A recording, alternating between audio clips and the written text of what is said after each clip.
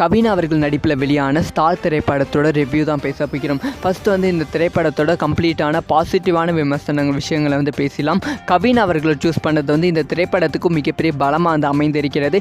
மற்ற நடிகர்கள் சூஸ் பண்ணியிருந்தாலுமே அந்த மாதிரி ஒரு யதார்த்தமான நடிப்பு கண்டிப்பாக கவின் கிட்ட கிடைக்கிற மாதிரி வேறு எந்த நடிகர்கிட்டையும் கிடைக்க முடியாது. ஸோ கவின் அவர்கள் இந்த திரைப்படம் ஒரு லீனியர் ஸ்டோரியாக இருந்ததால் சின்ன வயசுலேருந்து ஒருத்தன் தன் கனவை நோக்கி எப்படி ஓடுறான், அதில் எவ்வளோ ஸ்ட்ரகிள் அவன் அனுபவிக்கிறான் அப்படிங்கிற விஷயம் தான் இந்த படத்தோட மெயின் தீமாக இருந்தது. ஸோ அந்தந்த காலகட்டத்துக்கு ஏற்ற மாதிரி கவின் அவர்களோட முக அமைப்பு கரெக்டாக அமைந்ததால் இந்த திரைப்படத்துக்கு கவின் சூஸ் பண்ணது மிகப்பெரிய பலமாக அமைந்திருக்கிறது.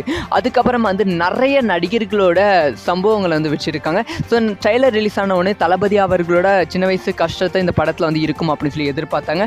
ஆனால் தளபதி கஷ்டம் மட்டும் கிடையாது, மற்ற நடிகர்கள் ரஜினி, கமல்ஹாசன் என்னென்ன கஷ்டப்பட்டாங்களோ அது எல்லாமே இன்டைரக்டாக கவின் அவர்கள் இந்த திரைப்படத்தில் சொல்லியிருப்பது ரொம்ப பாராட்டக்கூடிய விஷயமா பார்க்கப்படுகிறது.